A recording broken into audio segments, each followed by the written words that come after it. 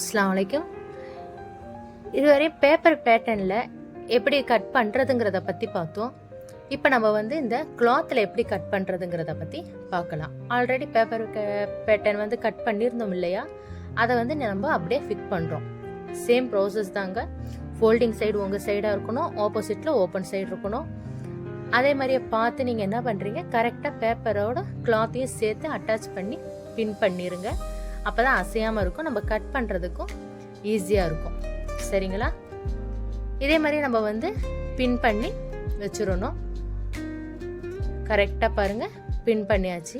Back side front side இதுன்ட்டு. அதே மாதிரி ஹேண்ட் சைடுக்கும் நம்ம பின் பண்ணுறோம். பின் பண்ணிவிட்டு இப்போ கிளாத்தை கரெக்டாக கட் பண்ணணும்.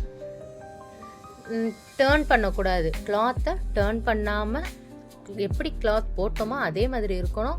உங்கள் கையோட பொசிஷன் மட்டும்தான் சேஞ்ச் ஆகி டேர்ன் பண்ணி கிளாத்தை கட் பண்ணணும். ஓகேங்களா? மறுபடியும் அதுதாங்க சொல்கிறேன். கிளாத்தை நீங்கள் எப்படியும் திருப்பக்கூடாது. உங்களோட கை பொசிஷனை மட்டும் நீங்கள் திருப்பி கிளாத்தை கட் பண்ணுங்கள். அப்போ தான் உங்களுக்கு கரெக்டாக மெஷர்மெண்ட் இருக்கும். கிளாத்தை நீங்கள் அப்படி திருப்பினீங்கன்னா நம்மளுக்கு துணி அங்கங்கே இழுக்கும். அப்போ நம்ம அளவு மாறும் சான்ஸ் இருக்குது. சரியா? நம்ம இப்படி கட் பண்ணி இதே மாதிரி நீங்கள் கரெக்டாக கட் பண்ணுங்கள். ஓகேங்களா?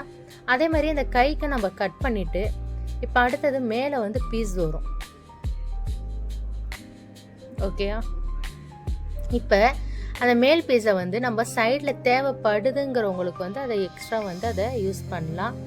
இப்போ நம்மளுக்கு பேப்பரில் மெஷர் கரெக்டாக இருக்குது. ஸோ அது நம்மளுக்கு தேவையில்லை. இப்போ அந்த மேல் போர்ஷன் இருக்குது இல்லையா, அதை தான் நம்ம அந்த சைடில் அட்டாச் பண்ணுவாங்க. சில பேருக்கு பத்தலைன்னா அதை அட்டாச் பண்ணி எக்ஸ்டெண்ட் பண்ணிக்கணும். ஓகேங்களா?